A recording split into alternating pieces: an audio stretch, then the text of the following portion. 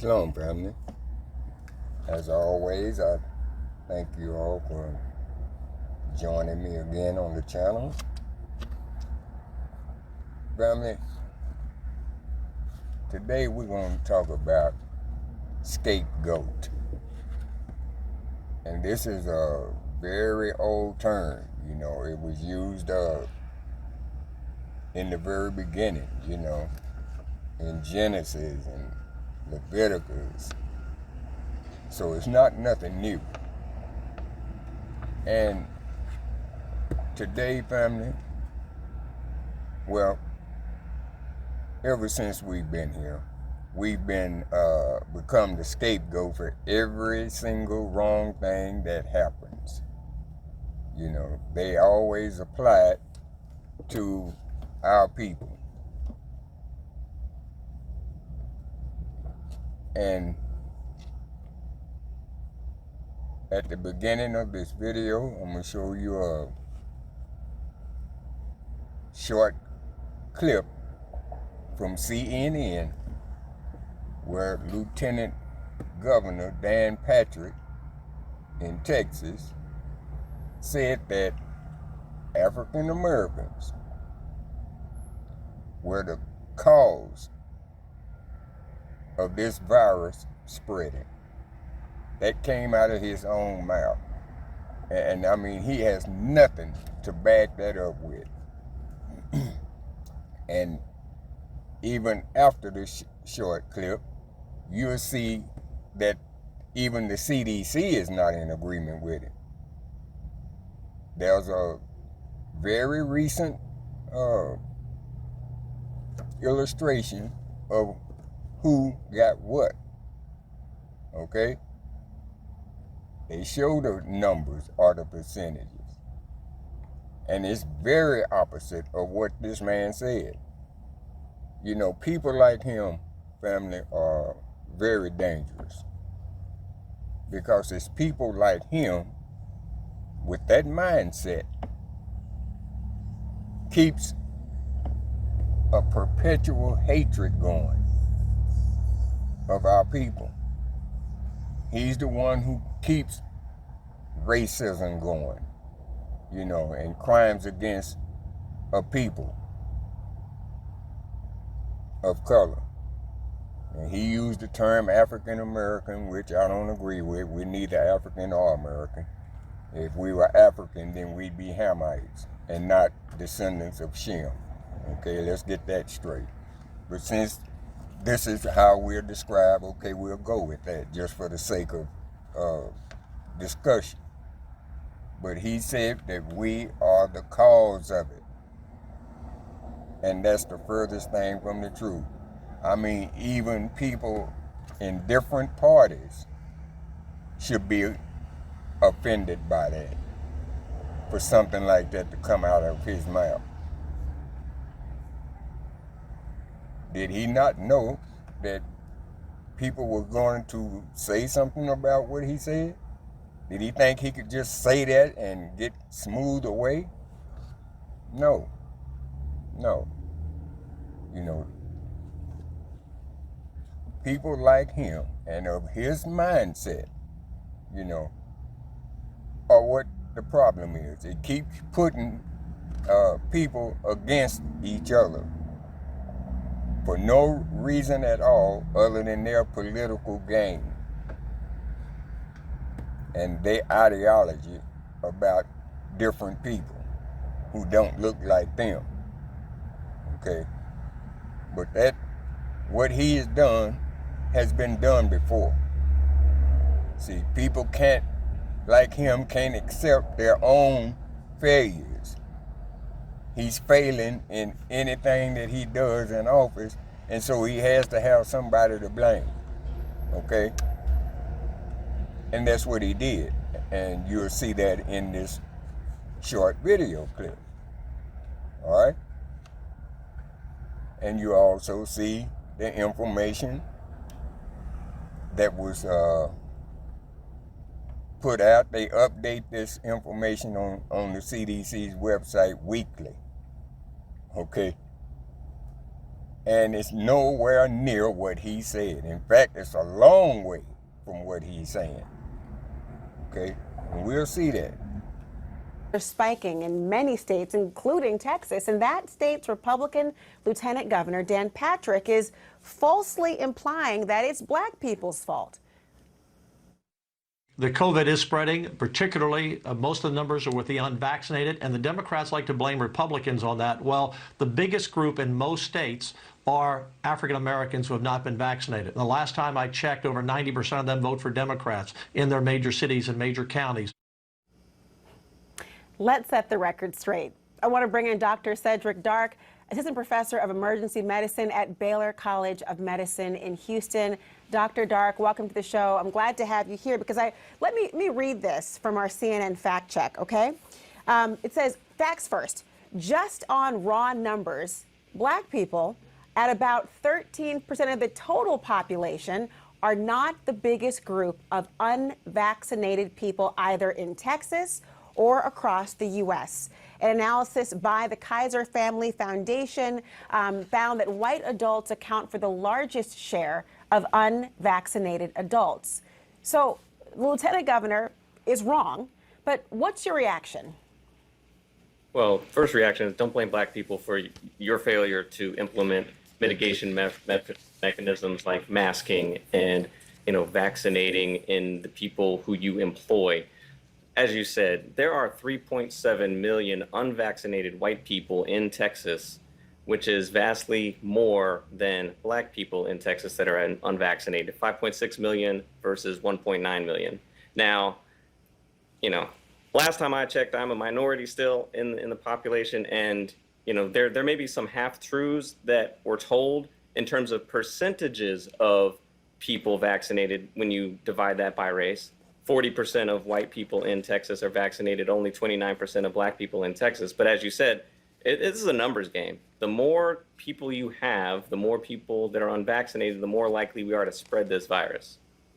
And, you've been talking along with other doctors in Texas since really day one about vaccine hesitancy and also about misinformation. And what were you hearing from those folks about these issues? Well, you really speak to that point.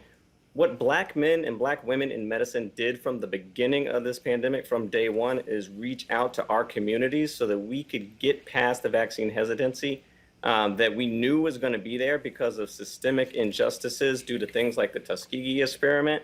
We were the ones that were out there showing our arms and our Band-Aids from getting vaccinated early on because we wanted to set an example for our communities. And I am happy to say that anytime I get an opportunity to talk to somebody else about getting vaccinated, to go through whatever questions they have, I'm going to take that time to do so. I did so for people at my church. I did so the other day. A group of friends of mine, we were out eating at a restaurant. We were all vaccinated. Our waiter leaned over us with no mask on. We asked him, "Are you vaccinated?" He said no. And, I gave him my information so I could talk to him about why he's not vaccinated, what his issues were, because I could try to get that one kid vaccinated. I can help to end this pandemic one person at a time. But people that have power, people that really have power, need to stop putting politics into public health. I don't bring politics and put it in the exam room. They need to stop putting politics into public health and let public health and medicine do our jobs. Well said. Dr. Dark, thank you so much for your time. I hope you also gave that waiter a tip, in addition to the tip that you gave him about vaccination. We'll be right back. But let's get into the subject of scapegoat and how it was even used, back in the days of our forefathers. So let's see where that came from. Let's go to Leviticus chapter 16. First, I'm going to read from verse 7 through 10. And he shall take 2 goats and present them before the Most High at the door of the tabernacle of the congregation. And Aaron shall cast lots upon the 2 goats, one for the Most High and the other lot for the scapegoat. Okay? And Aaron shall bring the goat upon which Most High's lot fell and offered him as a sin offering. But the goat on which the lot fell to be the scapegoat shall be presented alive before the Most High to make an atonement with him and to let him go for a scapegoat into the wilderness. See, even Mashiach was a scapegoat, so to speak. He took on, just like the goat, he took on the sins of the world and was offered as a sacrifice. See, it didn't need two. He did both tasks of the goats. One was to be offered for a sin offering, the other was to be a scapegoat. And Mashiach fulfilled both of them. Okay, let's go to Leviticus, the 20th through the 22nd verse. And when he had made an end of reconciling the holy place and the tabernacle of the congregation and the altar, he shall bring the live goat. And Aaron shall lay both hands upon the head of the live goat and confess over him all the iniquities or sin of the children of Israel, and all of their transgressions and all their sins, putting them upon the head of the goat, and shall send them away by the hand of a fit man into the wilderness. And the goat shall bear upon him all their iniquities unto a land not inhabited. And he shall let go the goat in the wilderness. See, so that's where you get scapegoat from. All right, and we as a people have been scapegoated for everything. You know, when crime goes up, it's our fault. You know, you name it. We know that we have crime in our community. But most of the crime by our people are inflicted upon each other. We don't go out and hunt other people down and hang them and mass murder anybody or none of that. Most of the crime we inflict upon each other. But they make it, people like him, make it as if we're going around in the United States and attacking everybody. And that's not true at all. Okay? It missed me with that. Most of our crime are committed against each other. We're not out here doing that to anybody, mostly to ourselves. All right? And they make it possible for you to do it by putting guns and drugs and everything else in your neighborhood. Yeah. Let's go to 2 Corinthians chapter 5, verse 21. This is talking about Mashiach, okay? He made him who knew no sin to be sin on our behalf, so that we might become the righteousness of Elohim in him. See, Mashiach had to be a scapegoat. You know, a scapegoat is just a people or something that the blame is added to in order for the person that's doing it to escape responsibility. See, so you have a scapegoat.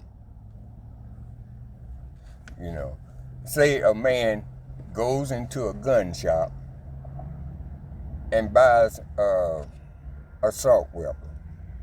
The next day he goes out and murders people with it. And then when he's arrested, he wants to blame the gun shop owner. Well, it's his fault if he hadn't sold it to me. See, that's trying to make somebody a scapegoat instead of you owning up, you know, to your own sin. See, people did that all the time.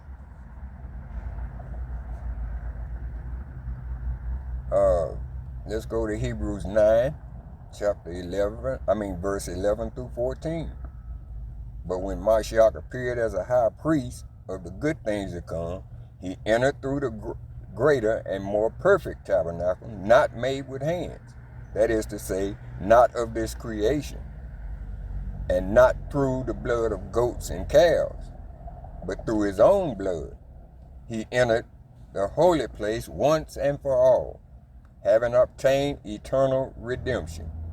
For if the blood of goats and bulls and the ashes of a heifer sprinkling those who have been defiled sanctify for the cleansing of the flesh, how much more will the blood of Mashiach, who through eternal spirit offered himself without blemish to the Most High, cleanse your conscience from the dead works to serve the living Elohim. See, he took on all that just like the scapegoat. They put all the blame of Israel's sin on this goat and led him away into the wilderness. Okay, that wasn't even inhabited by people.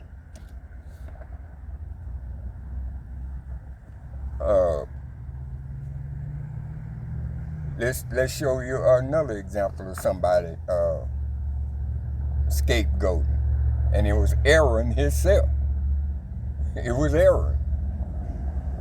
Let's go to Exodus chapter 32, and we'll go from 19 to 24. And it came to pass, as soon as he came nigh unto the camp, this is Moses coming nigh to the camp, that he saw the calf and the dancing, and Moses' anger waxed hot. And he cast the tables out of his hand and brake them beneath the mount. This is when he came down and he seen what was going on and got mad and just threw the tablets and broke them. Verse 20, and he took the calf which they had made and burned it in the fire and ground it to powder and strew it upon the water and made the children of Israel drink it. See, Moses was so mad he ground that doggone image up in the powder and throwed it in the water and made them drink it. See, Moses was plenty hot. Verse 21, and Moses said unto Aaron, what did this people unto thee, that thou hast brought so great a sin upon them? Here's Aaron from the scapegoat. And Aaron said, let not the anger of my Lord wax hot.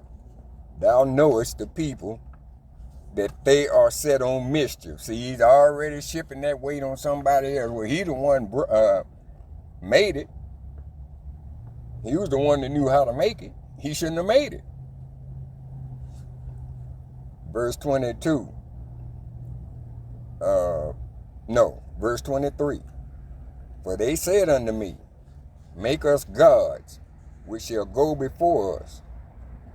For as this Moses, the man that brought us up out of the land of Egypt, we know not what has become of him. You know, Moses stayed up there so long that we don't know what become of him, so make us a god, you know.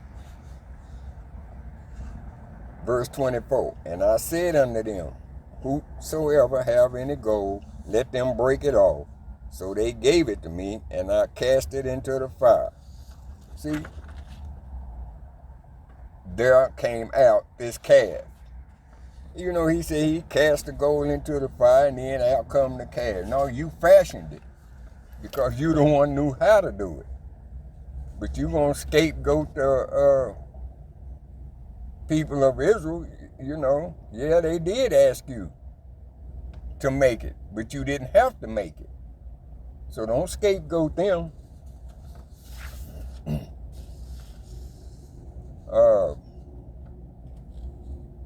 First Kings, chapter 18, verse 17 and 18. This is about Ahab and Elijah. When Ahab saw Elijah, Ahab said to him, is this you, you troubler of Israel? He said, I have not troubled Israel, but you and your father's house have, because you have forsaken the commandments of the Most High, and you have followed the Baals. You followed other gods, Baal. See, there's Ahab trying to put the blame on Elijah, talking about you the one troubled Israel. No, you troubled Israel because y'all disobedient and worshiping other gods and idols. See? So scapegoating has been around. We can even go further back.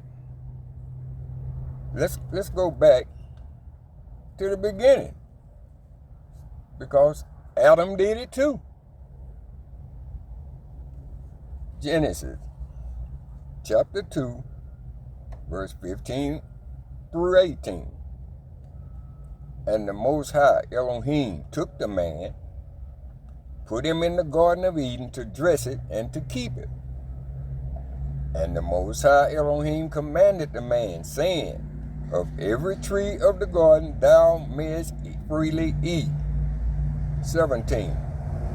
But of the tree of the knowledge of good and evil thou shalt not eat of it, for in the day that thou eatest thereof thou shalt surely die. Verse 18. And the Most High Elohim said, it is not good that man should be alone. I will make him a helpmeet for him. Okay, see, the Most High had already given the instructions to the man, to Adam, before he even made a helpmeet for him, before he had even showed up. He gave Adam the command, don't eat of this tree. So Adam knew it. So when Eve come along and was beguiled by Satan, and she took it to Adam and he ate of it too, whose fault is that? Whose fault is that? It's Adam's fault, because he knew the Most High had commanded them not to do it. And he told Eve that after she showed up, after she was made. But he gonna try to put the blame on Eve.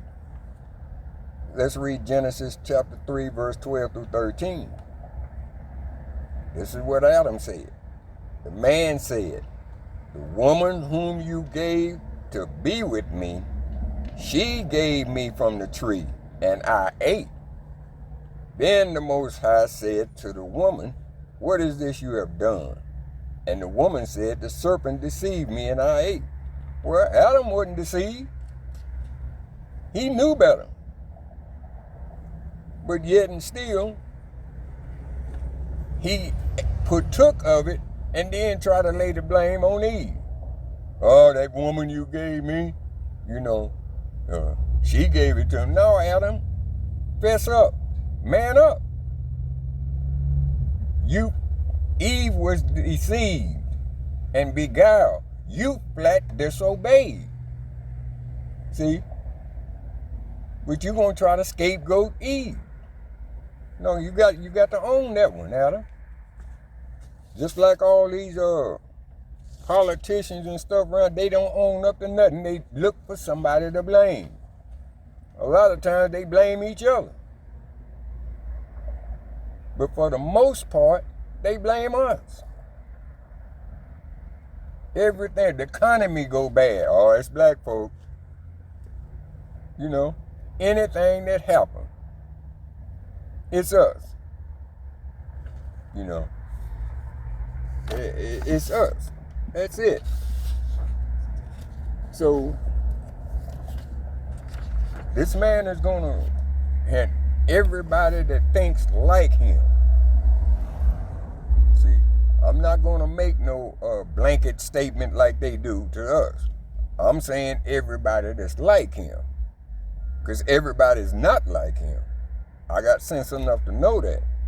But I'm speaking to the ones of the same mindset as Dan Patrick. Your day is coming. Okay? You may think you safe and secure from judgment. but it's going to fall on you like a ton of bricks, you know, because you seek blood, you know. You do and say things that could cause harm to the Most High's people.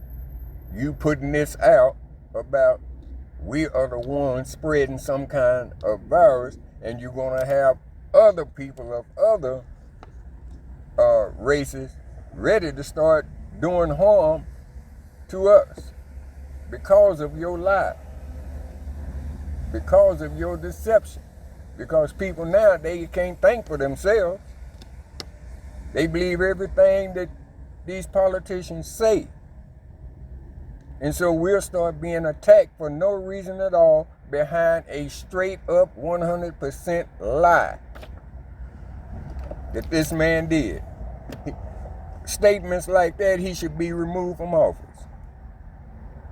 Because that was a total racist statement. No ifs, ands, or buts about it. What else was it to say something like that? And I'm glad at least, you know, a few of the networks is calling him out on it. See? You can't say nothing like that and think there's not going to be some kind of response to it. He needs to be made to retract that statement, and he needs to be removed. Voted out. People with that mindset have no business in governing the affairs of any people, let alone us. Okay? So, let's see what Ezekiel 35 and 5, starting with verse 5, said.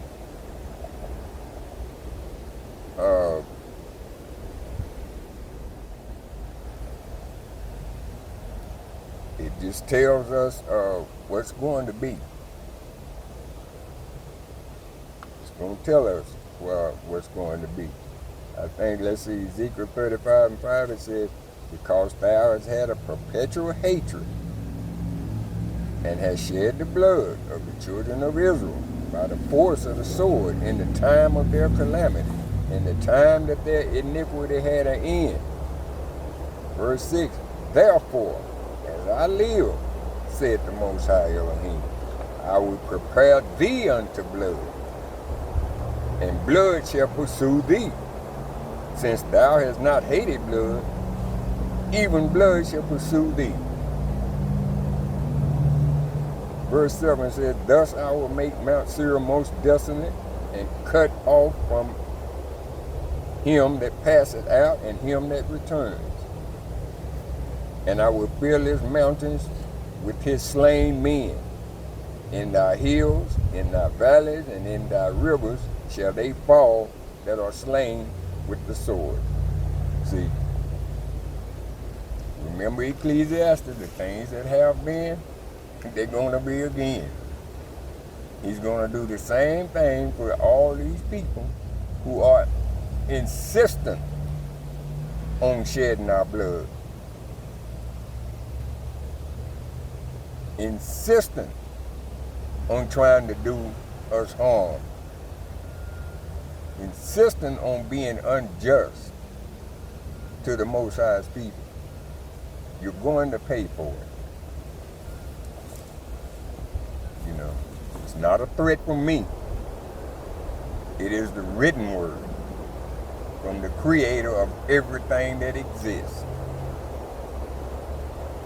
Just like you love mischief, bloodshed, everything, it's coming to you. Since you love it so much, then what you reap is what you sow. Okay? So, I just wanted to get in here today, family, and let y'all see just how wicked these people are becoming, which I knew. I've said in many videos before, they definitely gonna come after us. They definitely gonna start blaming everything on us. And they did. And they did. And I'm not no prophet. I just know the character of these people, like him. So I knew it was going to happen. Okay? Okay, family. Like I said, I just wanted to share that with you. I don't want us going back to sleep. I don't want us thinking things are going to get better. They're going to get worse before they get better. You know. But the Most High is not going to let his people be destroyed, family. I don't care what him and nobody else say. All right? If he has to, he will move us out the way to a safe place. I mean, since we're so despicable of a people, then give us our money. And we can go buy land somewhere that way away from everybody else. And be content. Won't have to deal with people like you and like him. You know? That's what you could do. But you're not going to do that.